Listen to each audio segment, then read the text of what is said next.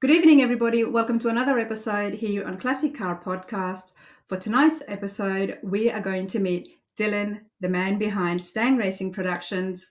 So we'll have him join us shortly with his beautiful wife, Dina, as well. I'm super curious to find out what there is in Stang Racing, but more than that, I want to know about Dylan and what he's been doing because there is a lot. So for those of you who do know Dylan McNeil, you've seen him do amazing photography. He does racing and then he fixes and builds classics, which has drawn my attention. And on top of that, he's got a lovely wife and beautiful family. So let's get them on. Let's invite them in and learn about Stang Racing Productions. Okay, everybody. So, like I mentioned, we are now joined with the man behind Stang Racing and his beautiful wife, Dina. Dylan and Dina, thank you so much for coming on and welcome to Rana's Radar. I appreciate it. Thanks for having us. You are most welcome. I've seen so much of Dylan's stuff on Facebook. Where do I start? You know, whether it's racing or building classics and if you're not doing other than that, if you're not doing those things, you are taking beautiful photography of other cars. So your passion in the auto world is just right up there. And on top of that, you've got a wife who's also into this and loves her classics as well. I do. You're right. Okay, Dylan. So tell us first off, Stang Racing. Tell us about that. Yeah, well, Stang Racing pretty much started off as just a little small business to kind of help me get cars that I was working on and discounts on parts and things like that. So when I resell them or put them on somebody else's car, I was able to kind of get a little wholesale price point on them. A little side job that I do on the side. Okay, well, it doesn't look little. I mean, it looks fabulous. The pictures speak for themselves, and I'll be showing a lot of those pictures with everyone as well here. But you've had a few muscle cars yourself. Yeah, That you're most, yep. pretty much Mustangs, Fox bodies. That's pretty much what gravitated to me over the years. Okay, so why the Fox bodies? I had a small connection to Fox bodies. My uncle had one in 1982, and I think I was 7 years old when he took me for a ride in it, and I was hooked after that. I think you've sent me a picture of your uncle as well. Let's try and bring that up. But that wasn't the first car you had, was it? No, my first car was a 1987 Mustang GT that I had pretty much right when I was a senior in high school. Okay, wow. Your first Mustang, and that was, what was that again? Was it a T-top as well?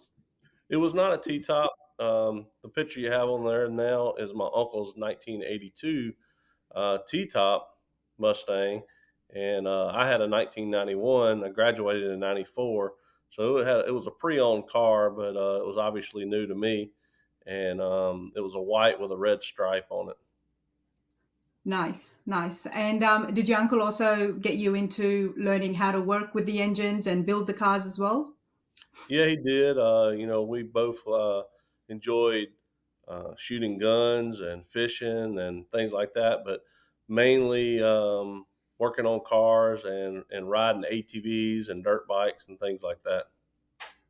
That's right, because you're into motorsports as well. So, I mean, you do a little bit of everything, which is what I love. I mean, you've got motorsports, you've got muscle cars as well, and then you're into racing too. So, I have no idea where to start, Dylan. You're going to have to guide me.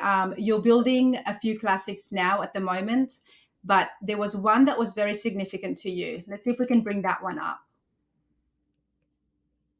Let's see if this one was it. Love that picture.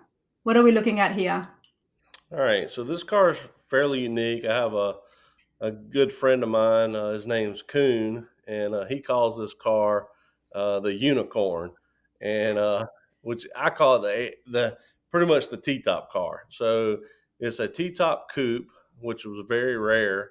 There's not a lot of those out. Most of the T-top cars have a hatchback on them. So if I ever go to a car show or somewhere with this car, a lot of people, go to asking, where'd you get this done?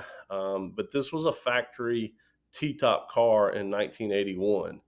So if you look closely at the front nose of this car, it is an 82 GT nose, which replicated what my uncle had. With that also being said, it has the color cues of what my uncle had, which is maroon in color. Now this is a red fire off of a '03 Cobra. I bought this car already in most of its own stance like it is, and we did the coyote swap in it, which the coyote swap engines are basically from the 2011 to 14, and then of Yeah. course the coyote motors are still going strong in the new Mustangs, but overall this is a really popular swap, and we've been doing a lot of these swaps on the Fox bodies for the last few Okay. years. So the T-tops, they're very rare because they were only made in that year? Well, they were made in, so they got really popular in '87. They had them in the Aeronose Mustangs, but they also had those before. And this car being a 1981, it had them already installed from the factory. And in 1987, Ford had another company that was actually doing them for them. And then they would sell that as a brand new production car. Right. And if you see any of these cars now, a lot of times guys are taking them and doing conversions on them. So they're literally making, if it's a coupe, you see a lot of guys take a hatchback and they'll take some of the T-top reinforcements and pieces and make one into a T-top car. Because it's hard to find original T-tops. Exactly. Mm-hmm.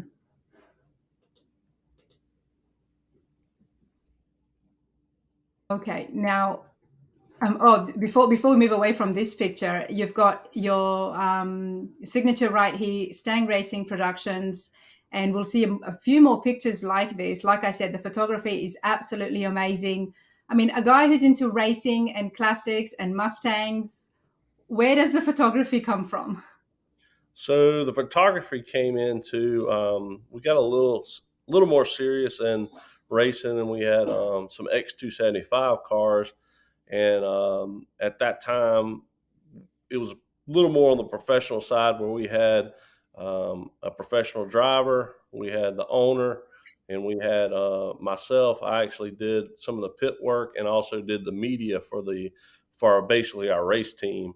And then I kind of took from there and just kept on going and using it when I go to the track. And it sounds kind of crazy. It was a lot cheaper well, sometimes you can say that, but it was cheaper to go and not break parts on a race car and still enjoy being around cars, because you would take, the pictures of them at the track. And I don't know, it became a passion, and I've been doing it for quite a while.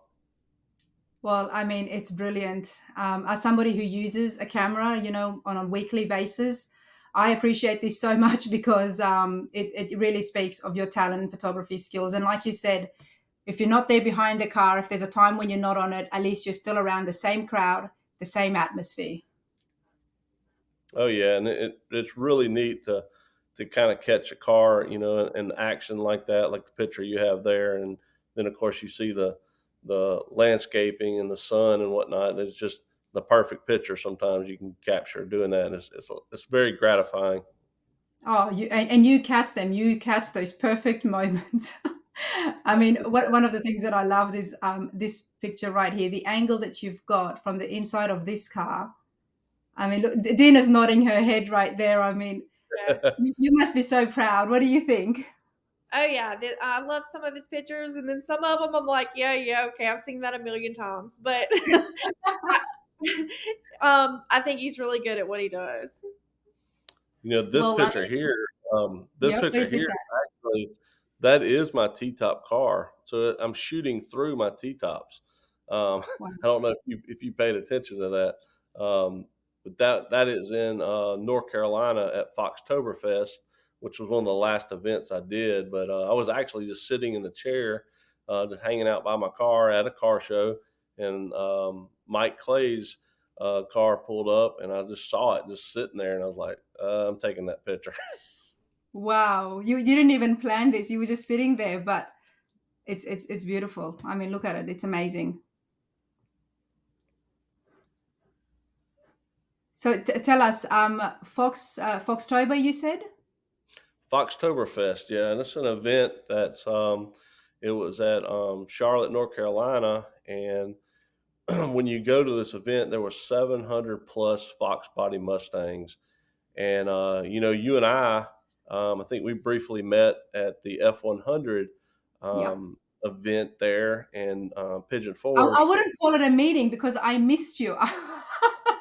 Yeah, that's true. That's true. I think I, we yeah I, we I just I was walking in as you were driving out, and I'm glad I did put a face to the name because you told me about the F100 takeover tour out there after dark. I mean, cruising the coast was just insane. So I was running around all over the place, but I still managed to get in there and meet Soulless Innovations as well, and meet you briefly as you're driving out. So I oh was yeah, glad for that. and that's Matt's truck there. So that was a really neat event. I enjoyed being around a lot of the F100 guys. It's a little different atmosphere, and I come back and told everybody that.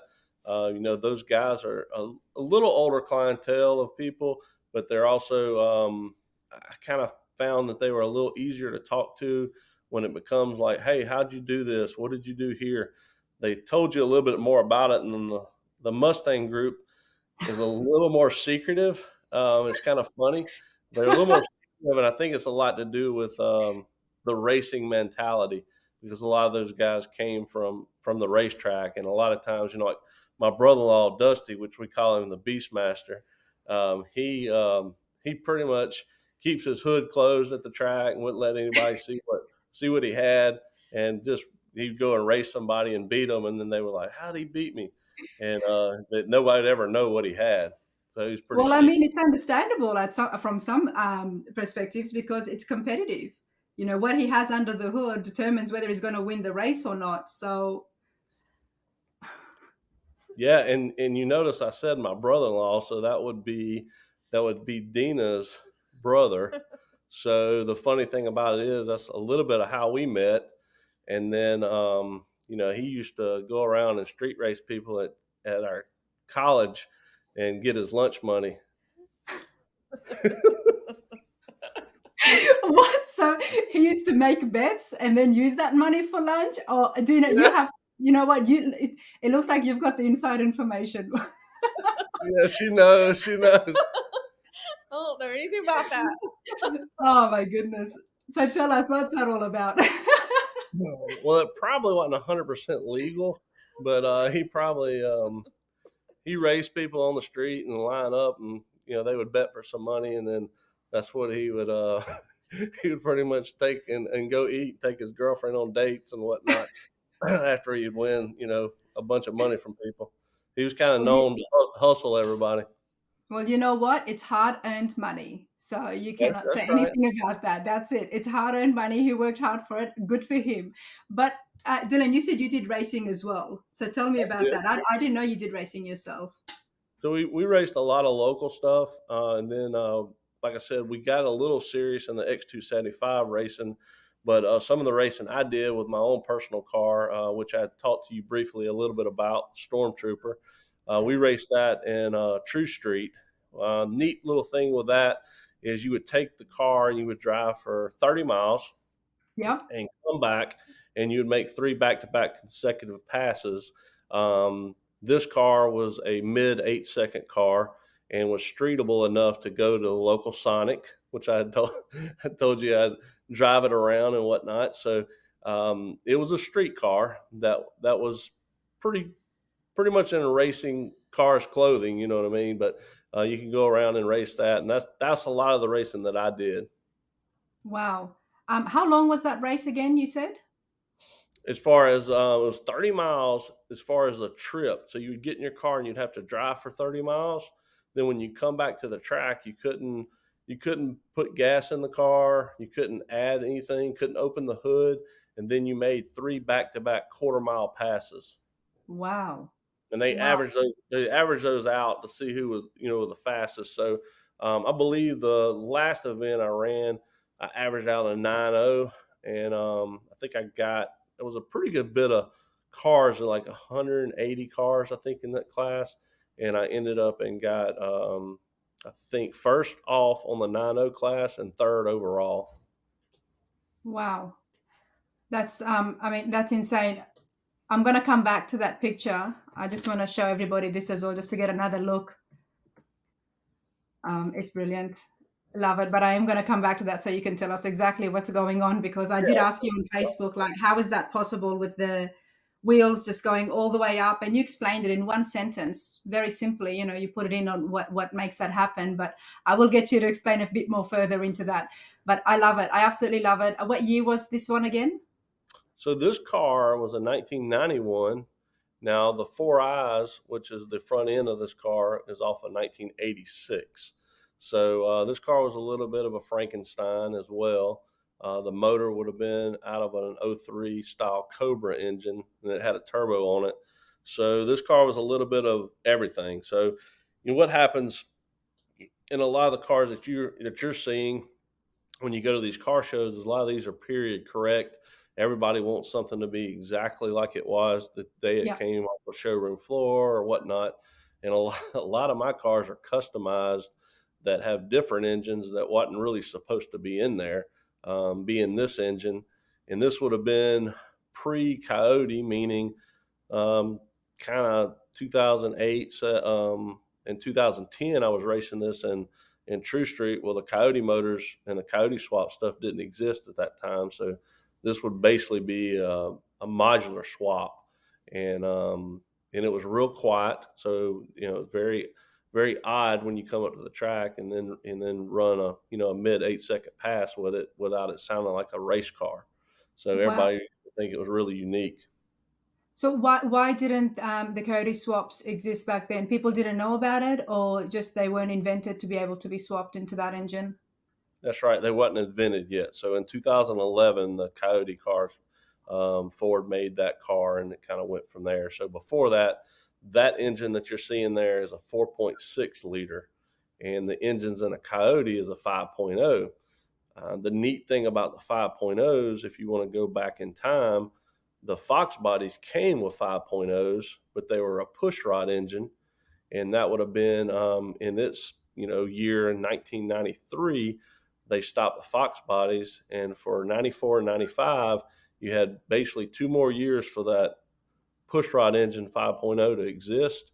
And then after that, they went to a modular motor, which would have been a 4.6 liter. And a lot of people frowned upon it because they love the signature 5.0, and Ford's marketing team and engineers developed a 5.0 in a modular model. And Why is that so different? the modular motors, they're dual overhead cams, so they're a little more efficient. A pushrod motor is not dual overhead cam. It's got basically one cam in it. Then it's just a traditional older style engine. And then they made more power and better fuel economy when you went into the modular line. Right, but wasn't so good for racing.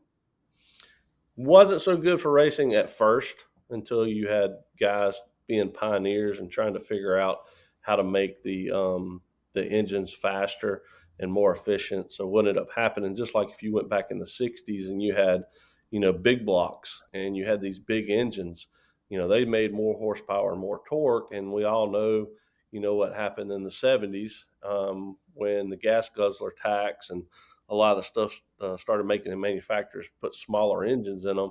Then a lot of those motors really wasn't good for drag racing. Right, of course.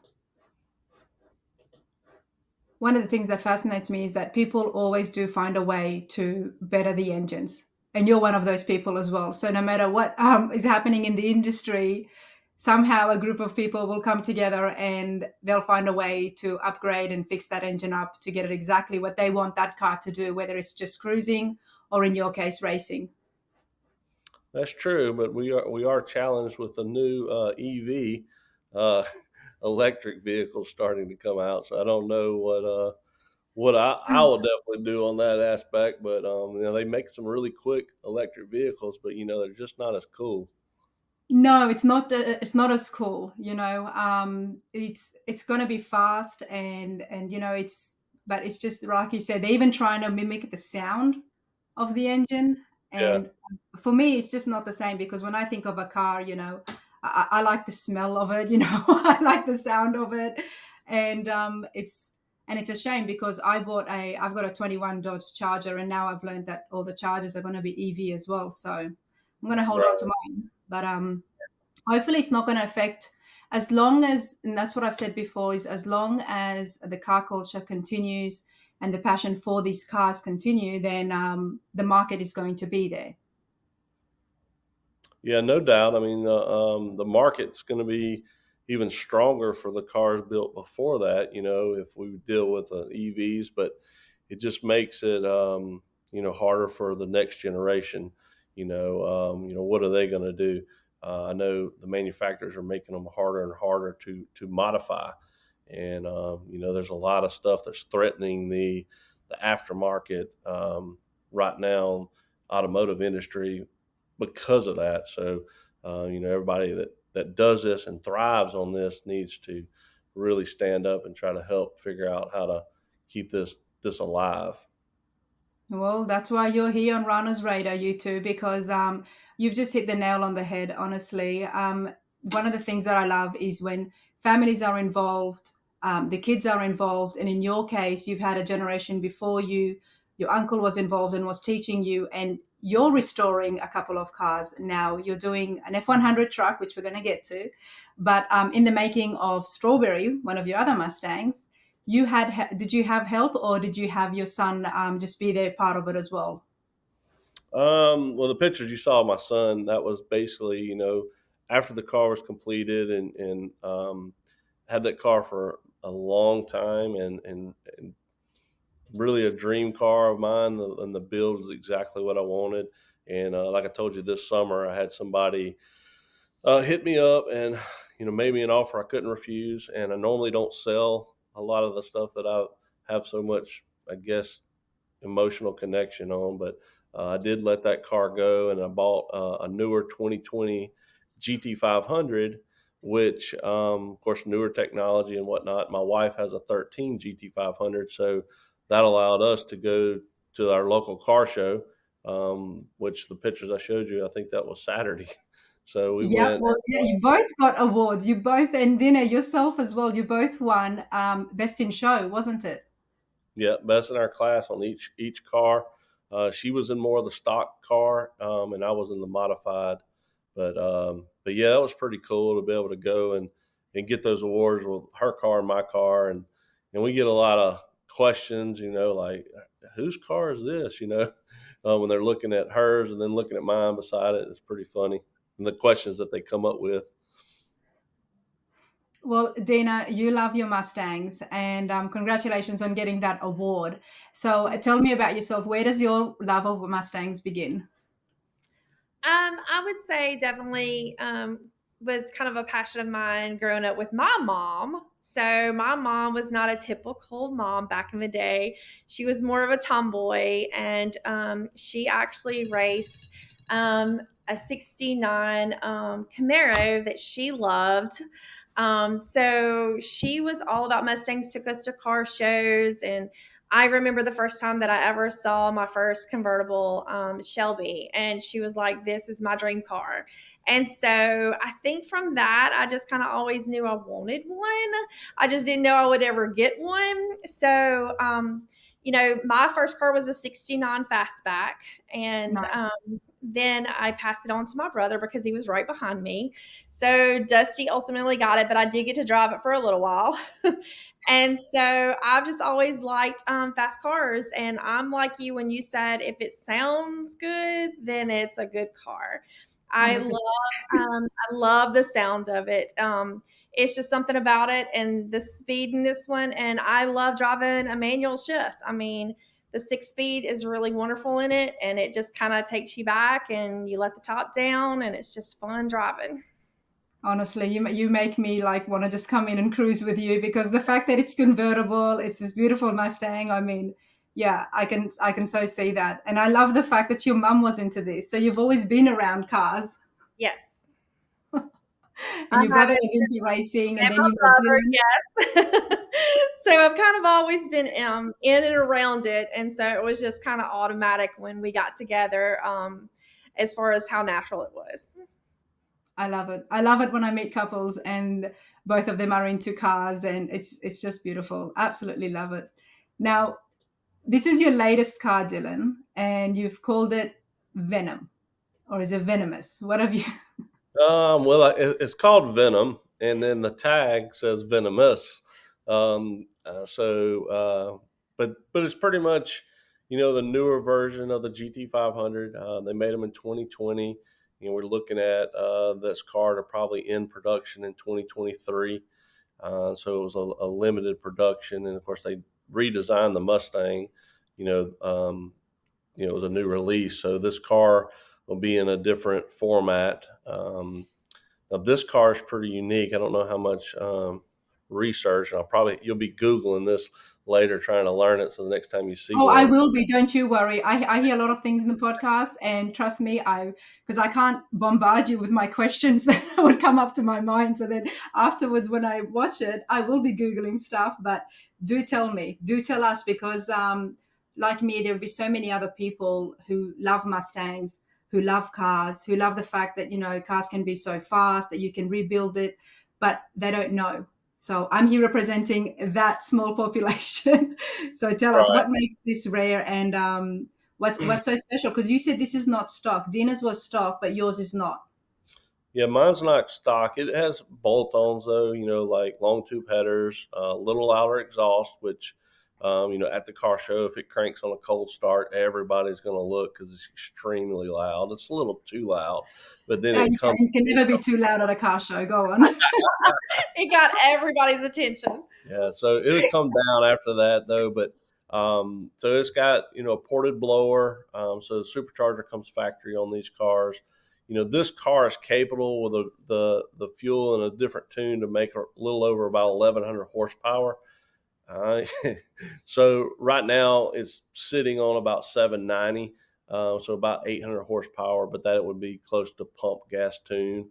And the way this car is probably the closest to an exotic that any Mustang had ever been, because it's not an automatic and it's not a manual shift.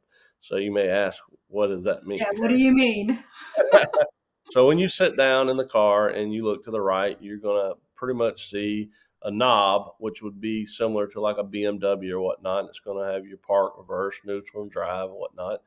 And also on the steering wheel, behind the steering wheel, it's got your paddle shifters.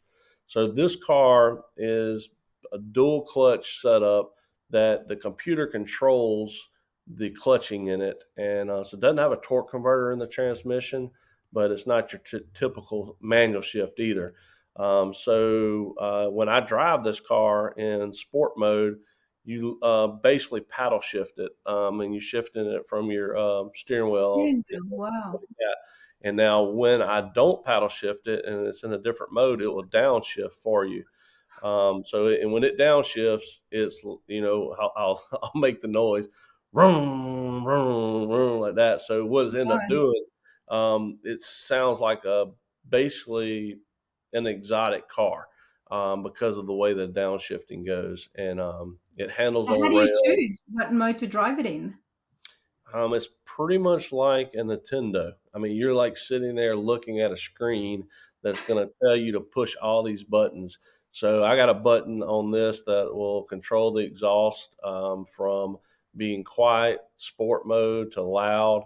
I have about 4 or 5 different modes that I can put it in. One's a drag strip mode that pretty much mimics you being at the drag strip and allowing the suspension on the rear to tighten, the suspension on the front to loosen, and it also would hit a rev limiter. Oh, well, not a rev limiter, a two-step. And once you let off the brake, then the car takes off, and has traction control, which is unbelievable. So it tries to keep itself from spinning, which spinning's not winning if you're spinning. So it allows the car to keep control. It's a very, very different experience. And I'm a manual shift guy. So a lot of people sometimes look and go, oh, it's automatic. And it's really not a true automatic. So in automatics right now, and even some of the newer Mustangs, can be harder to for a manual shift to outrun an automatic. I typically sometimes say, just picking, that you can't outshift Henry Ford, and so with the computers controlling everything, it's getting extremely hard for people to keep up in the manual shift. So if people have power adders and things that make the car make extremely more horsepower, Mhm. um, the automatics are a little more sought after on the newer Mustangs. But it's not as much fun. No, I bet. I bet. I mean, honestly, this is, I'm enjoying these podcasts. As you guys know, I've only done, like, I think this is the fourth or fifth one. And it's been a lot of fun, a lot more comfortable, obviously. But right now, honestly, is the first time that I have felt like, oh my God, I wanted to be right there, seeing this car in person and having a look on the inside, the dash, the steering wheel, because everything you're telling me and I'm getting it, but at the same time I would love to be like exploring it myself and seeing it in person just to get an idea. And I think viewers would be feeling exactly the same way, the way you've described everything. Definitely, I mean, that's interesting, and I have never seen anything like it. So it's anyway, well, thanks for making me feel like that on my podcast, Dylan. Yeah, well, you can get on YouTube tonight and check it out, and you'll see exactly what I'm saying. You'll be like, and I looked at these cars for 3 years, before I actually made a purchase, and getting rid of. My wife's like, I can't believe you're getting rid of the strawberry car. And then when I got rid of it, it was like, I think it was 24 to 48 hours later, this car came into the garage. So Wow, 48, you move yeah, quick. exactly 48 hours. yeah. So it Wow. wasn't. It all just landed like really like that. So. Wow, it's meant to be. Now, I do want to go back to strawberry because I like how you've rebuilt that yourself. But while we're on this Mustang, now there's a lot more obviously modern day computer work happening under the hood. So, Dylan, are you able to work with that as well? Yeah, so yeah, I would be able to, but when you get into the computers and stuff, you usually want to get somebody that specializes in that itself. So a Hmm. lot of times on a lot the cars that you deal with, you have a tuner that's going to tune the car exactly the way you want it. Usually by putting it on a dyno. So this car has been to a shop before I purchased it and had a lot of stuff already done to it, so it kind of come turnkey. I haven't done any customization to this car. I think Dina and I put a inlay sticker under the hood that said composite carbon fiber, and it was just an inlay sticker, which is funny. We put it on there and both like looking at each other, and I got it all on there except for the C. And she come out and I said, I'm fixing to mess this sticker up. And she's like, give it to me. So then she got it on there, and it was literally the only mod that has been done so far to the car. But it has different wheels than stock and some things like that already done to it. That's awesome. Is there a custom turbo in there? It's not a turbo on this one. This would be a supercharger, which basically sits on top of the engine. Um, with that being said, it has been ported, which basically opens up the airflow and allows it to breathe and make more power. It's been powder coated black, so they're normally gray in color. So the engine does look a little different than a stock one when you look under the hood. Nice.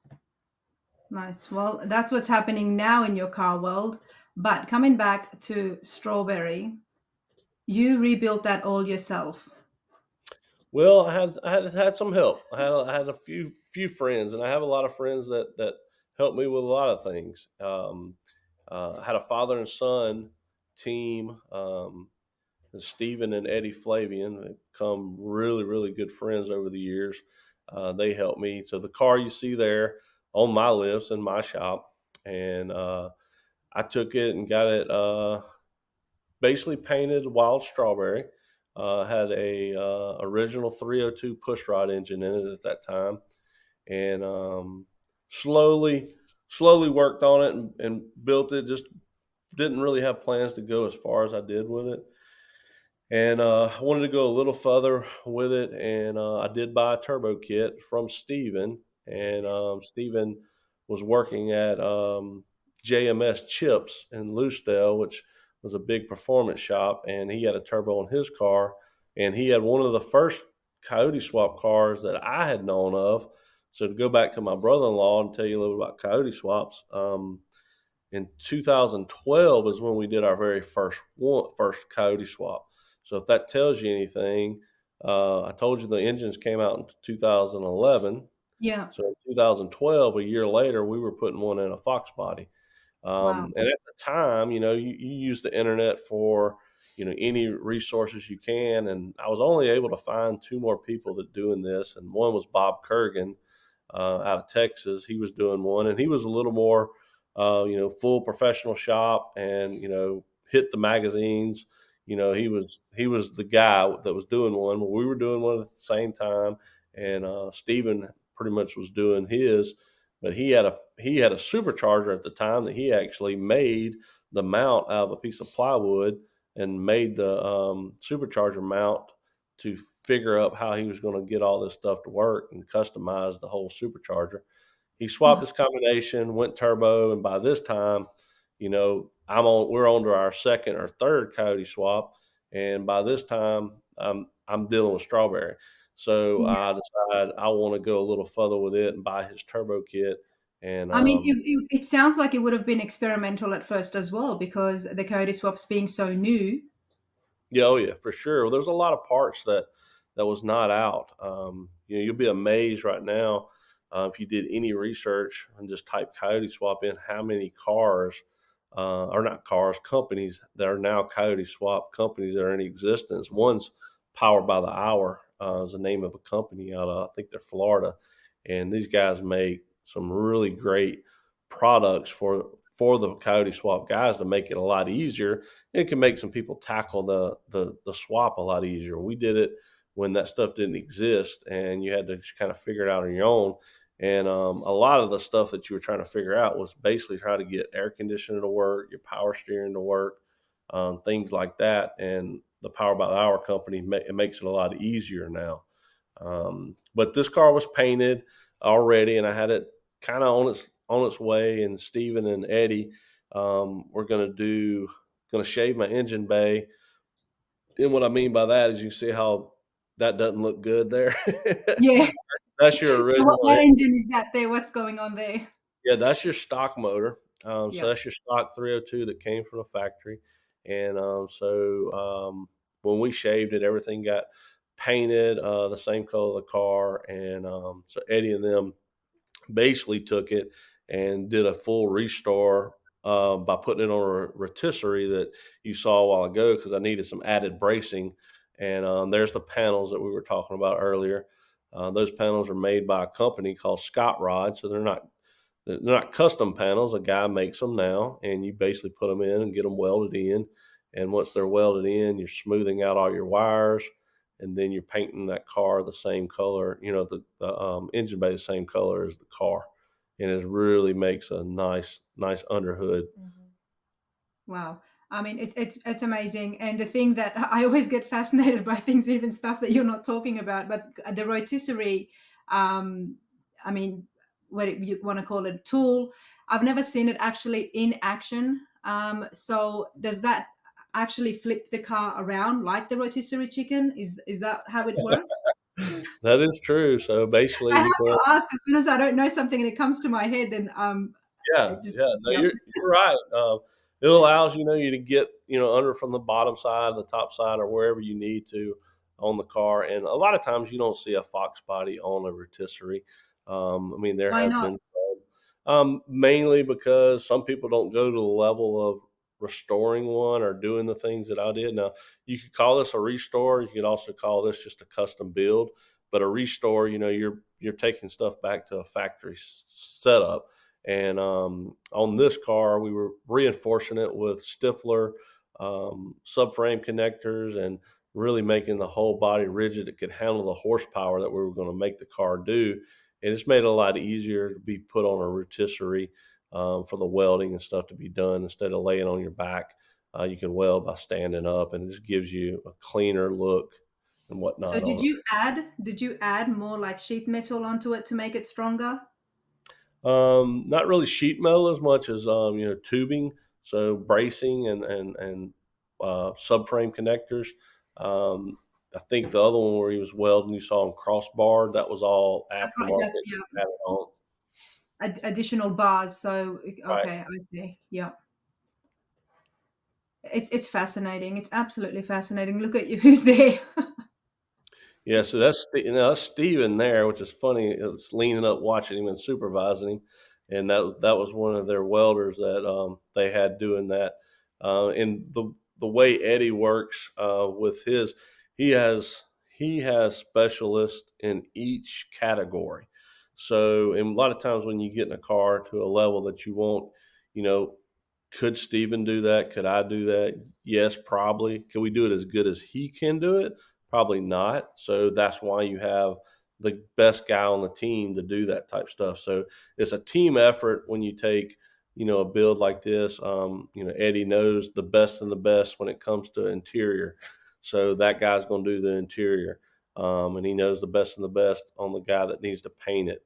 And so each little category you find, the best guy. Now, when I say the best, there may be people better, but are they price efficient for the build that you're doing?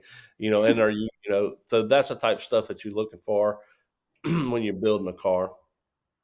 I mean, it's great because with someone like me, I mean, I would have to save up so much if I want to get anything done, unless I can learn by asking all these millions of questions from good people like you guys. But I love the fact that you car people know so much, and you always know the right people, and you can just get in. And if you are interested in cars like you are, you can do a lot of the labor yourself, which helps a lot. Yeah. Oh, for sure. Yeah. You're going to have to do some labor yourself, or you're going to have so much in it that it's just going to be hard to even pull that off, so you got to get your hands dirty. And of course you also want to do your own certain personalized touch to it, as Mhm. you're building it. I didn't tell you a lot, but Dina and I do have another car that it's a 68 fastback Mustang that Okay. I should have sent you some pictures of it, but I didn't have them real super handy. But it looks like the Bullet, which if you're familiar with the Bullet Mustang, and if you're not, then I'm gonna make you Google this. But the No, I Bullet, have seen them. They're brilliant. I love the look of it. So, and okay, this is a 68, yeah, 1968. 68. Yep. So we have that car, and we literally have it at a friend's of mine's house, and it's there covered up on the back burner because I want to finish my 68 truck, and then once it's done, then we're going to work on the car. Now, Dean and I are trying to agree on certain things. She has she likes stripes and I don't, and things like that. So we're trying to have that compromise on that car since we're kind of both our car, I guess. Okay, this should be very interesting. I mean, you either have stripes or you don't have stripes. So, where is the compromise going to be? Yeah, it's gonna be hard. It's gonna be tough. It is going to be hard. Her car is black on black, so her stripes are matte black. You can't see them. I love that. Yeah, My car doesn't have stripes. She wishes her stripes were not gonna say bright red, but something, a little brighter that you saw that she had stripes on it. But I like I the do black like on the black. black on the black and even the matte stripes. I have seen that subtle look, and it's pretty nice. It's very sleek. Mhm. But I mean, if you're going to be racing it or being out there, nothing stands out than two red stripes. So I can see that side as well, Dina. Well, that's why I want the 68. I would like something to, really pop. But we'll see who wins. Come on, you guys should be able to come to a compromise. Maybe the Yeah, we'll length or the figure it width out. of We the still gotta stripes, you decide know? on we're still trying to decide on the color right now. Wow, this is awesome. You guys really love your Mustangs, honestly. You absolutely love your Mustangs. And it's not just the Mustangs. I mean, you told me about the F100 Ford takeover tour. So you like your Fords, sir, and you like your Ford trucks as well. As we saw before, you took some great pictures. I do. I'm really. I'm not gonna say. I'm not gonna admit to you that I got burnt out on Mustangs, but now keep in mind that I was just overload Mustang, Mustang, Mustang all the time, and watching some of the stuff where a friend of mine was like, I'm telling you, you need to watch the new F100s. And when I say new, the old F100s The are going old ones, yep. to be the next thing. I'm telling you. And of course, KC, which is KC's Paint and Body, he did one with a supercharger and made a really cool video, and everybody went. It was on Gas Monkey, pretty much. Everybody went crazy over him, and I went to an event that we rode around, and believe it or not, it was a C10, which is not a Ford. And I rode around with my friend Wesley Keys, and we went to Cruise the Coast, and Yep. I enjoyed being in the truck because you know what, you can throw your chairs in the back, your cooler in the back, you can just go park, and it's a little more like a good cruising vehicle. And Yep. of course, Mustang, I mean, it's not really designed the same for that type thing. You can't They're enjoy it. two very different cars. Totally different. Totally Totally different. different. I mean, Mustang for me is definitely, I think of luxury. I do think of speed, but I love the trucks. I love the trucks. I mean, there's something about, especially these classic trucks that get done up, like the F100s and the stuff that they do to them. It's got a completely different look. I can't even put them in the same category as a Mustang. So I love the fact that you're now dabbling in both. Yeah, yeah, and I'm enjoying the little bit different. Now, keep in mind, I'm putting a Coyote motor in it, so He can't get away from the coyote. it No, does have a Mustang exactly. engine. Take the man out of the Mustang, but you won't be able to separate the coyote from it, honestly. Exactly. No, I always say Coyote swap the world. Oh, yep, okay. Why is that? Tell me a bit more about it. Why do you love the coyote motors more? I just love the sound of them, the performance you can get out of them. My brother-in-law and a couple of his good friends, they're all push rods. So we have that little competitive, push rod versus Coyote, and I just kind of pick at them a little bit. And then, of course, they pick at me a lot about, Coyote. But so it's just a little fun thing amongst all of us, which, you did make mention of. I think you asked me, it's like, what is Stang Racing Rejects? So Oh, yes, definitely. Because I listened to the podcast you did in, I think it was in April this year. yeah, with And Lance. yep. And you mentioned that Stang Racing Rejects, and we just, talk about things, it's just a group of us. And you said that you talk about things you don't talk about in public. And there I'm thinking, I want to know what is Stang Racing Rejects. I want to know what goes on in that group. I'm not in the group. And your wife is not in the group now. So now I No. definitely need to know what goes on in Stang Racing Rejects. It's a lot of trash talking about, who's racing who and whatnot, things like that. But it is a select group of guys that are all local guys. The thing that we did, I guess it was April. It was April. We did a car show at my house or at my shop. It was pretty neat. There was, I don't know if we had 20 or 30 cars here that all parked around a little circle drive I had, and we hung out, and we had some food catered in, and we had a really good time. Dina, were you invited to this? Oh, yes. I was here. I had cars out there. Good. Go on. We had probably, and he was very modest. I would say we had closer to 30 and 40 cars, and they were just wrapped around the driveway. So it was really pretty awesome. Yeah, and like I said, that was a lot of local guys, but some of those guys I put in just a group, and it's called Stang Racing Rejects.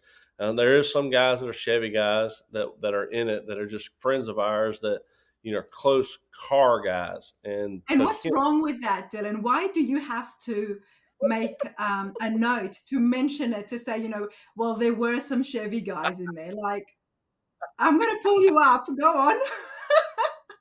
Your wife knows what I'm talking about. She's staying quiet. So why do you have to make a note of that? I just wanted to make mention of it so you did know where the reject part came from. Yeah. There you go. Okay, so you're an absolute Ford guy. Can we just put that there and label you as that? 100%. 100%. 100%. Okay, wow. I mean, I've come across so many other car enthusiasts, and and they've got this Ford and that Ford, and I ask them, okay, wow, so I can call you a Ford guy. No, not really. I'm like, okay. And then I see guys with Chevy trucks and stuff, and I'm like, wow, so you'd be a Chevy guy. and the same response. They're very hesitant, almost afraid to actually admit to, yes, I'm absolutely 100% on this side, or I'm 100% on this side, because maybe they've got friends or family and nobody wants to, I don't know, offend anyone. But thank you for being the first guy to say, yes, I'm a Ford guy. Well, I can understand the Chevy guys, that when you're asking about that and they won't admit it. I mean, I can definitely understand where that's coming from. Viewers out there, if you're watching this, guys, get in touch with me. Okay, come on the show, and let's talk about it. Especially you Chevy guys, come over here. I'll get you back on the show with Dylan. Okay, just reach out to me. Oh my goodness. Oh goodness. So go on, sir. I mean, obviously you like your Mustangs, you like your F100s, but why the Ford so much for you? A lot to do with my uncle. Going back to the Mustang, and it's brought me into that. And then in high school, believe it or not, I'll admit it, I do like a '69 Camaro. That is one of just a beautiful car body, and I just love the car. But I'm admitting it on the show here, and I probably shouldn't. But overall, when I was in high school, the Fox body Mustang dominated. I mean, the Camaros really just, there wasn't a lot of that. Just there wasn't a lot there to me. I just the Mustang just fit me better at that time. Of course, I mean you had the coyote motor there, so that would have tipped you over. In high school, I didn't. Not that, but yeah, the Coyotes came out, like I said, in 2011. So yeah. But overall, like I said, I just always been drawn to them. And I pick around, but I do respect all builds. I do respect all American-made vehicles. I like American muscle. I like Dodge. I like the car. You talked about Eddie Flavian that we were talking about earlier. He bought his son that '86. There's a neat little story there. That those guys have about how he picked that car up and whatnot. But he's a Dodge guy. He's 100%. Well, let me rephrase that. He's 100% on board with Dodge, but he likes Fords, and his son likes it. So because of that, he kind of shares a little bit of passion there. Then you got I love the Dodgers. I mean, I've always liked it. So when I came here in America, I knew I had to get myself an American car. But at the time, this was in 2021, beginning of 2022, there was no cars in the yard. I mean, you go to any dealership, there was no cars around, honestly. And it was after I got my car, then I started going to the car shows, and I started seeing some of the Vicari auctions as well.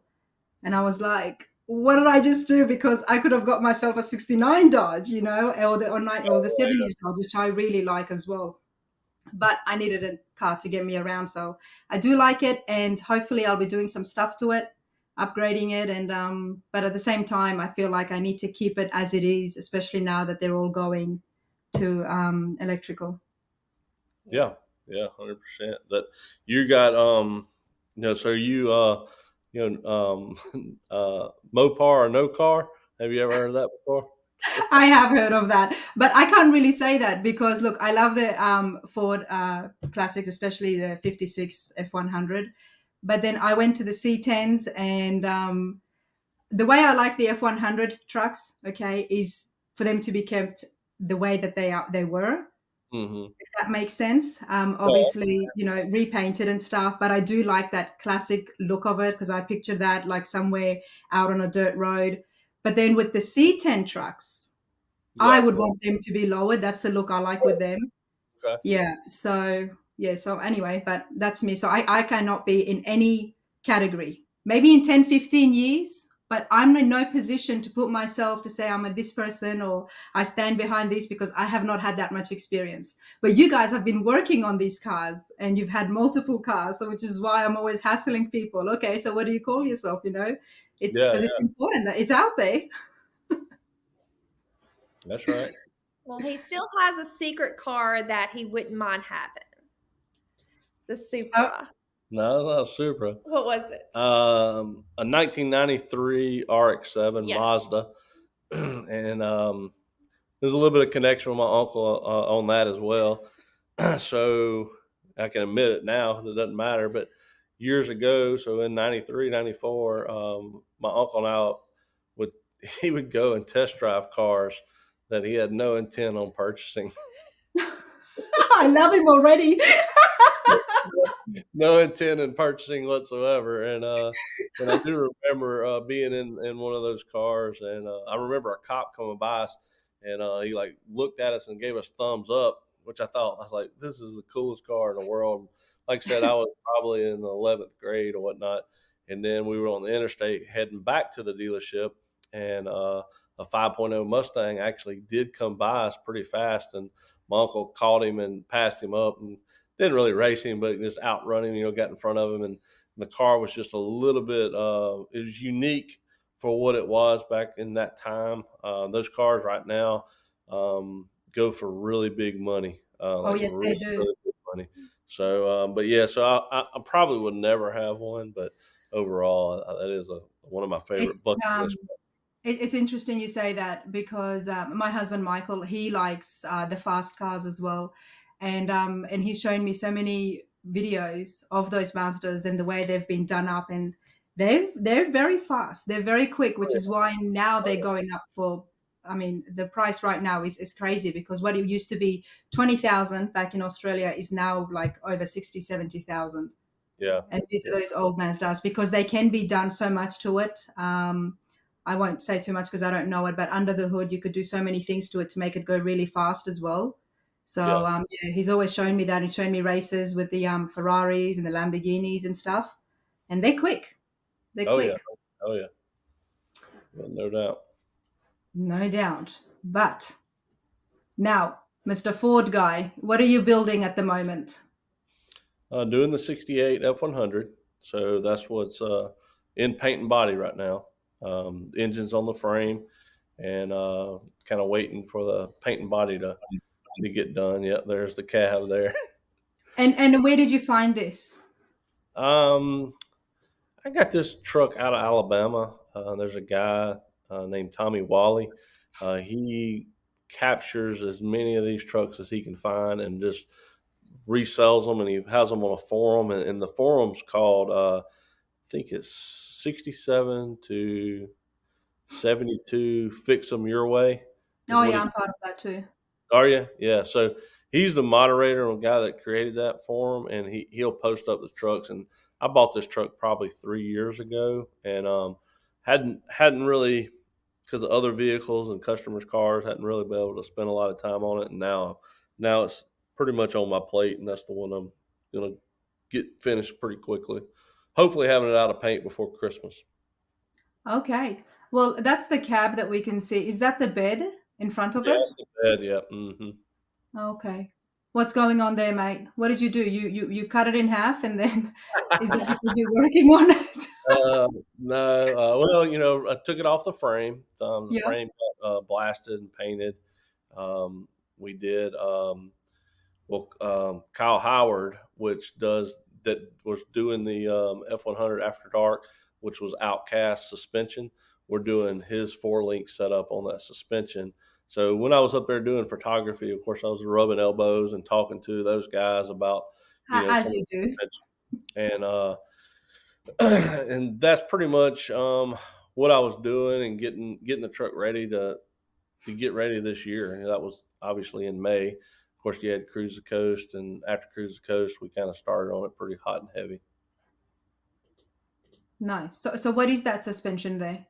Or what's that chassis there you've got? The chassis there is the factory chassis. The front suspension on this is out of a Crown Vic car, which is a very popular way of doing a front suspension on these trucks to kind of lower them down a little bit. Now the rear suspension at this moment was, believe it or not, out of a 2017 Mustang GT. It was IRS, which is independent rear suspension, and that was the route I was going until I turned page and got to talking to Chris and them on all the different ways of the suspension they had, and I swapped up the suspension. So now I'm doing something a little different on the rear suspension. Okay. Well, one thing I don't understand from getting all your pictures, and before I continue, who is this cutie here? So that I'll let Dina tell you who that is. That's our nephew, my brother's little boy. Oh, His name is Carter. So now he's 5. So that should tell you how long we've had this truck going. Yeah, there you go. There you go. So Yeah, he's standing. Honestly, that's. yeah, he was helping me out a little bit. So, but that does Oh, show you exactly. And the neat thing is, I have this picture, so I'll probably have him stand beside it, when I get finished with it completely, and to it'll be show just how another. long it takes. Do you have the pictures of my son standing by the strawberry car handy? yes. I'm just trying to find that one. Let's see. Yeah, and you can see the between those two pictures was kind of when it was completed, and the summer of this summer that I sold it. But you have both of those pictures of him standing in it and sitting in it, and it just makes you. It's unbelievable how fast time goes. 100%. When you, You see the car changing, but at the same time, you're having a look and you see that your kid's grown so much in it. oh yeah, Oh, it's awesome. I love the fact this little guy's got is sanding the car there, and then he's a little bit older. You could give him yeah, the buffer. Yeah, not the buffer, yeah, right? yeah, Drag. There Yeah. you go. and he would graduate from that. Yeah. So that would Oh, be Dalton. That would have been like the day before it got picked up. Yep. And he's he got 15. picked up. What did he get picked up No, for? no, The no, the car. car, like I said, when we sold it. That was the day before it got picked up to be sold. And then there. yeah, that would have been pretty close to when it was 100% completed. Of course, obviously they're never 100% completed, but that's him and I. They went to the grocery store. They were picking up groceries. Oh, see, mums know everything. Honestly, Oh Yep. yeah, And he was probably 8 years old there. So I love the rims you've got going on there. yeah. Those are CCW classic wheels, and those have definitely taken a unbelievable price increase from when I purchased them till now. Um, like a lot. Wow, it's just brilliant. I love it. And you've got a thing. I mean, you absolutely love the police cars, the troopers cars, because even you were talking about the F100 there, and you said it's out of a Crown Vic, and at one Yeah, time, a long yeah, time ago, they were used as police cars. that's right. But recently, you've so was Strawberry a trooper car as well? Yeah, Strawberry was what they call an SSP car, and the deal with that is it was used, had a little small trailer hitch and the little connector for the trailer in the back to haul the motorcycles around. Um, Uh-huh. and you got a stamp on it under the hood and on the fender. You can see where it was an SSP car at the time. So a lot of your states around here had those highway patrol cars back then. And were you just looking for highway patrol cars No, because no, your it just happened. Stormtrooper was also an ex-police car? It was, and they just happened. Really, both of them just happened to be, and that is kind of unique that they both happen to be that. But I do think it's neat, So I wasn't really looking for a highway patrol car when I bought them, but that's just ended up that they ended up being. Like I said, we nicknamed this one Stormtrooper, and the tag had Trooper on the back of it, and it being a highway patrol car at one time was pretty neat. And what was the event that you did the racing on? It would have been NMRA True Street is what it was called. Now that picture there was taken at our local drag strip, which is Hub City Dragway in Hattiesburg, Mississippi. Unfortunately, it's not open anymore, so you have to kind of go a couple of different places to travel to go to some tracks now. Oh, okay. Especially places that you can't mention on camera, I'm guessing. Yeah, there you go. Mexico, yeah. All right. Oh, Well, you Mexico. know what?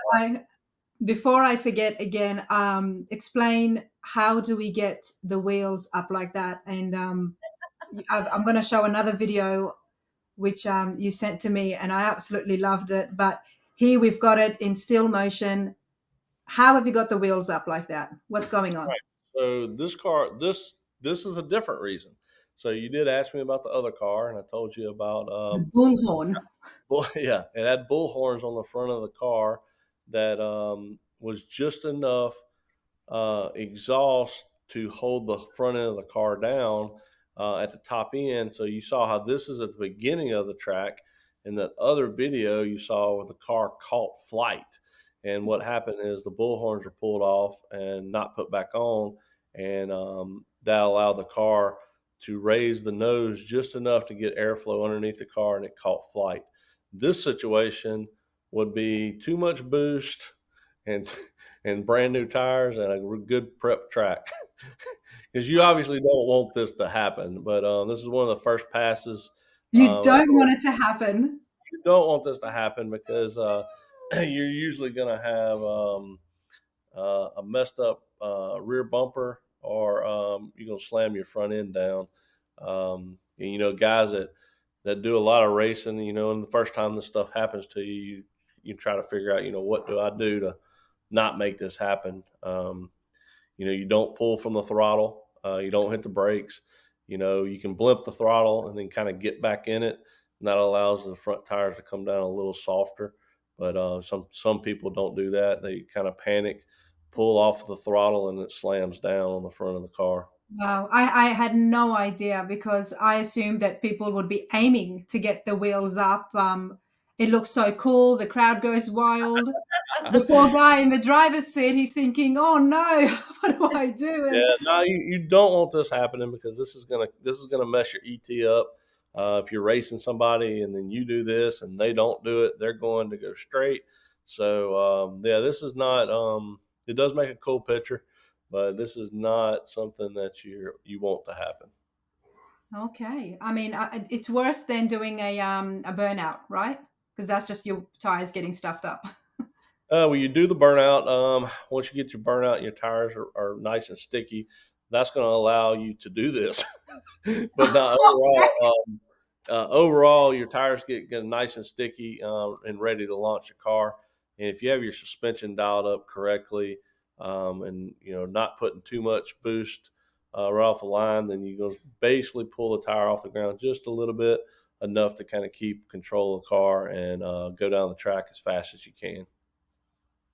Wow, wow, it's amazing. It's the amount of stuff that I learn, and it's insane. Dina, do you ever get your hands in there as well when he's in the garage or when he's fixing things? Do you have an urge? I mean, if it was me, I'd be like, all right, what am I going to do? So sometimes I do, but I don't a whole lot. So I do sit out there and I watch and I listen. And there's a whole lot of talking, and Not enough working. correct. So normally there's a couple of friends out there and they have to discuss one way or another way. And I'm like, just do something. So I get a little frustrated with the way that they tinker on the cars because I'm more of a let's get in there and let's get it done kind of thing. And they're more of let's strategize and make sure we're making the right decision. So Wow, you sound like me, honestly, because I would be similar to that, and it's a good thing that I'm not getting close to the engines anytime soon. That's not to say that I won't get in there, but I will, and I think I'll be so excited. I'll be like, all right, just let me take it out, and there'll be the poor car guy saying, "Okay, just take it slow." exactly. They do Oh, have to do a lot of research. Yeah, I'm big on doing research, and if there's instructions, I'm gonna read the instructions just to make sure you're getting it right the first time, because it's a pain in the butt to go through it and do something wrong and have to redo it or not be exactly the way it needed to be. well, I mean, it's big stuff, the engines and the amount of stuff that's involved. I could understand that for sure because you'll just be making your time and the amount of effort and work you're putting into it double if anything goes wrong because you've rushed it. Yeah. Oh yeah, no doubt. And like I said, I have some really good friends that help that come to the shop. I didn't understand the question I heard. Alexa's like, what? I love it. Oh, it's absolutely fine. Trust me. The other day, I was speaking with Wayne from the UK, and my daughter just walks in. She was supposed to stay downstairs, and she just comes in, and she's like, Mummy, I have to go potty, and I'm going to go in your bathroom. And I'm like, okay, Wayne, sorry, this is why it's not live, Oh yeah. Oh goodness. But one of the reasons that I do the channel and I go out to the car shows and I'm looking under the hoods because I'm so fascinated with the engines. Every hood I look under, okay, you see that, okay, the engine's all the same, but then there's something different. Mm-hmm. Someone's done something different. They've added something, they've taken something off, or they've just painted it differently. It's fascinating. And I appreciate it. I mean, you guys, that you do the work yourself. It's so cool. And you pass it on, Dina, you've got a nephew who's already there, trying to got a sandpaper in his hand. So I love it. It's awesome. It needs to be passed on. And like you said, it needs to continue, especially with all these modern day stuff that's coming around. Oh yeah. Now, I do want to show something. Okay, you guys have been absolutely awesome. So I do appreciate your time, but let's get because this blew me away the other day. Hold on a second. Where am I?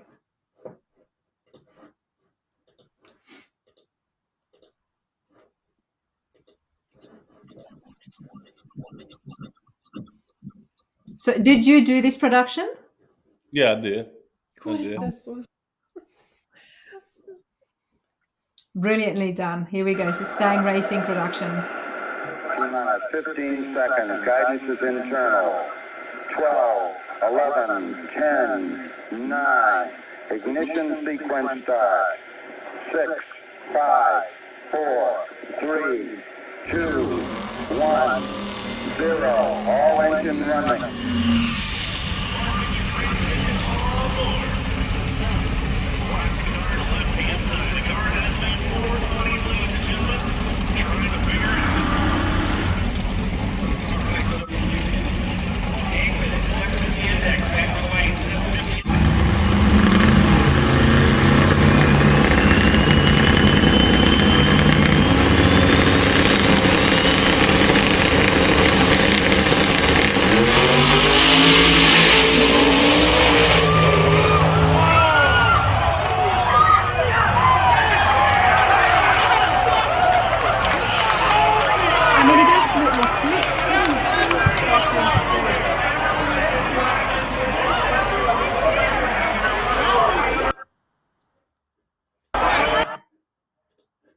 It flipped, didn't it, Dylan? It did not. It got in the air, and believe it or not, it landed back on all four tires. He made it back to the pits. After going that much high, it actually came back on all four tires. Yep. Wow. That was luck. That was, yeah, he definitely had luck on his side there. I mean,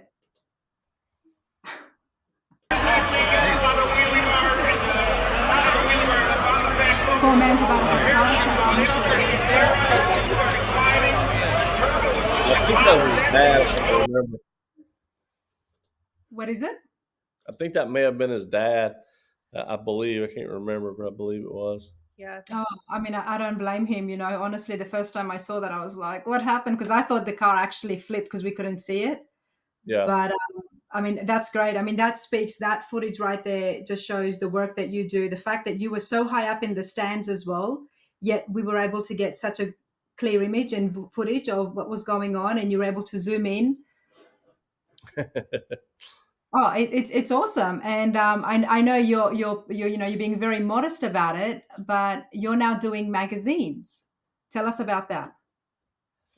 So I've done a couple of magazines on some shoots. Can't remember the first one. One of the ones that was kind of meant a pretty good bit was Mustang Driver, and it was a good friend of mine's car that Eddie and Steven built from ground up. And this car was very, very unique coyote swap car. And like I said, a good friend of mine owned it. We took it from their shop to Bowling Green, Kentucky, and we were at the car show. And believe it or not, they called out all the cars in his class, and he did not win. And we were like, "What in the world?" And then they called out best of show, and he won it. And I think there was 300 and plus cars there. And keep in mind, he was competing against Fox bodies and other Mustangs, but yeah, he got best of show. And so once we got back, I met the editor, and he got to talk to me about doing some pics. So I did a little photo shoot for Mark Christ and sent it over to him for that magazine. And so it was pretty cool because it was connected to good friend of mine that built the car, good friend of mine that owned the car, and then I did the photography for the car. Well, it's done brilliantly, honestly. What was the year and make of this car again? This car was a 91 Mustang. Now you see the interior of this car is where it was unique. The interior was out of basically like a 2000 and plus car. And at the time, there was people that were doing it, but nobody made the door panels like look as factory as that is. And anywhere we would go, this people would go crazy because the door panels look like they come out of the factory car. And of course, they had custom leather interior in this car. The neat thing is the car did make it back to Eddie and Steven. They were able to purchase the car back when Chad decided to make a move and some other cars and whatnot. And they did actually own the car back after building it as a father and son team. Wow. I mean, Dylan, you are doing so many different things. That's what I said at the beginning of the podcast. I mean, you love cars. Your love and passion for the automotive industry is huge, because muscle cars, trucks. Now you're doing photography and magazine work, but then you're also into power sports. I am. That's my full-time job. That's your full-time job. So that's a whole different auto industry as well, in a way. Definitely. And that's what I do. Monday through Friday, and rotate on some Saturdays. That's been my passion since I was probably 12. Was dirt bikes and four-wheelers and things like that. And the funny thing is, I learned from my dad was he used to say, if you basically you find something you can do that you enjoy, you'll never work a day in your life. And I took his advice on that. Some other things I didn't take his advice on, but that is one thing that I did, and it has definitely rang true to me being happy with what I do for a living, and I do the car stuff on the side that allows me to enjoy it just as much. In reality, if I did it all the time, would I get frustrated with the car stuff? As possible. Some people that are mechanics and builders, that's just another job, and their passion is not But there. you're keeping it colorful. You're keeping it interesting. Oh yeah. Dina, don't you think so? It's not like you're just doing. He always has a new hobby. So I'm anxious to see where we go from here. But overall, from beginning to end, you're an absolute car guy. I mean, there are people out there, they just build one car, and that's great. They keep it, they maintain it, they love it. But I mean, for me, like, you're an absolute definition of a car guy because you like the different styles, you like the different body types, you like going to the shows, you like racing, you like classics, you like the modern day cars as well. Your Monday to Friday work involves engines. And not only that, you've got yourself a wife who's into cars as well. Oh yeah. And then you start taking pictures and videos of other people's cars. So you're an absolute car guy, sir. Oh yeah, for sure. And I use the at ProFlow, which is the power sports. I do photography for it as well. So I go to the mud events where the guys are mud riding the products we sell, and I do photography for that as well. And of course, uh, doing it every day, you do sometimes like, where's your passion at comparative to the cars? But when I go out and I'm able to capture them having a good time and enjoying the picture that you took for them, and uh, it makes that part fun as well, and going and mud riding and all that stuff is enjoyable for them. And I have to remember that they have a passion for that, even though I do this every day. I got to realize that some of these guys do this on the weekends and they have other jobs, but when they get out there and they get on their side by side, that's their car. Yeah. When they get on their motorcycle or their four wheeler, that's their passion and they're really enjoying it. So when you sell the stuff, you gotta be part of that as well. 100%. And you'll be such a better salesperson when you actually believe in what you're selling. So Oh yeah, no doubt, for sure. it's interesting you say that because I mean, me myself, like I'm not out here working on cars. I don't have classics. I will one day, hopefully. But I love going to the car events. I love talking to people about their cars, about the stories behind their cars and their builds and why it's significant to them. It just makes my day. And I could go and see 355 Chevys in a row, and at the same time, each one would still fascinate me just because of what the story is behind each car. So I mean, I feel you. I mean, I'm by no means a car person Monday to Friday, but when the weekends come in and I'm at these car shows, I'm just loving every second of it. And I love it even more when people get to see themselves back on YouTube on my channel, and they can show their friends and family, and there's footage and image of their cars and them with their friends. I love it. So Oh yeah, and you could go, I mean, and talk to people for hours and hours and hours of the stories, and some of the stories that you hear, and the connections that you hear from this piece of metal is unbelievable. I met a woman. They were selling, and of course, they were selling signs, which were like Mustang signs and F100 and GT500 and Chevy signs and whatnot. And she saw, I don't know if I bought a Shelby sign or I had a Shelby hat on, but she said, "Do you have a Shelby?" And I was like, "Well, at the time, I thought, well, my wife does." And she laughed about it. And then she said, "Well, I did too." And then she showed me a picture of, she honestly had a 68 Shelby GT500, which you already like ding, ding, ding. I mean, it's like the holy grail of cars. I'm like, Yeah. are you kidding me? And she pulled out her phone and just started showing me the car had gotten damaged in one of these big storms, and they got completely 100% restored. And it was Brittany Blue, I believe.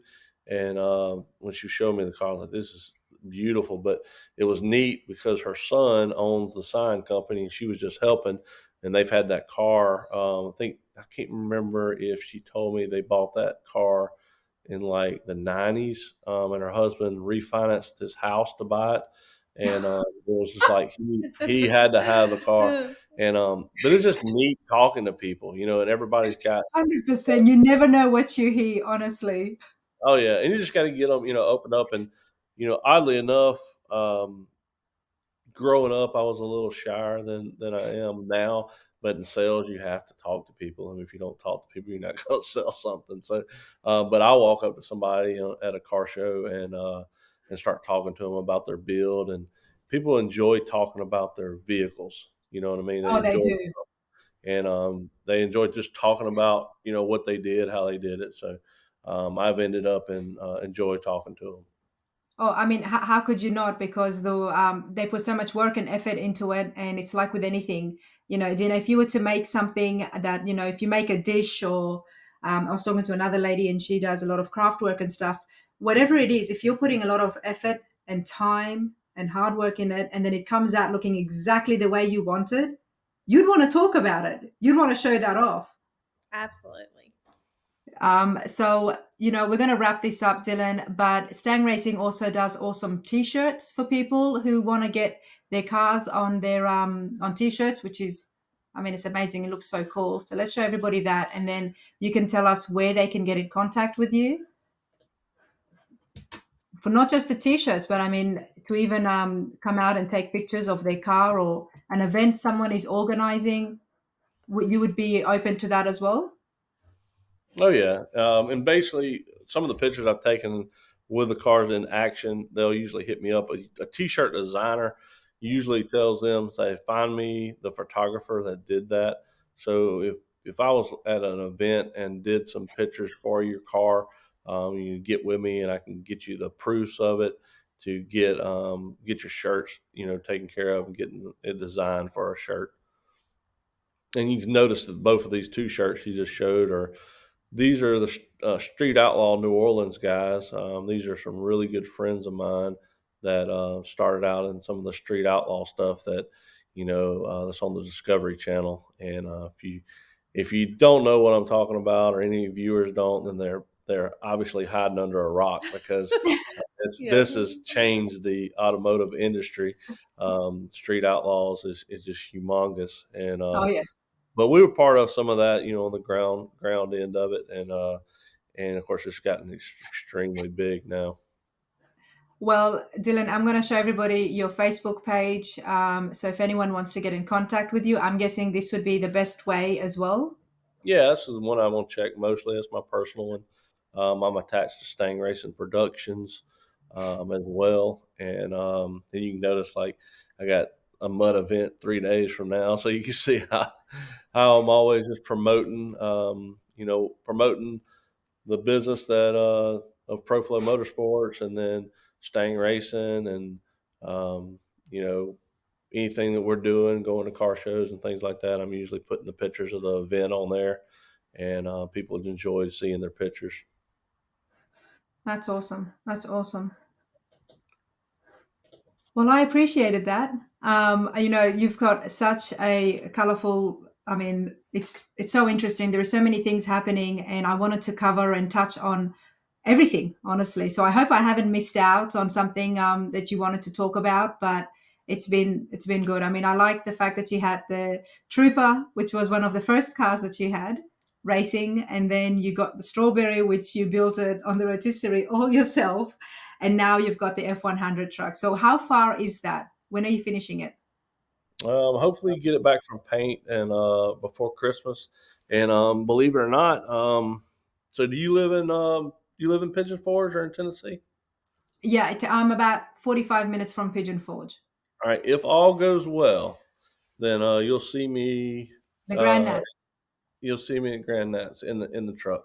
So maybe we can capture some pictures and interview or whatnot if I make it.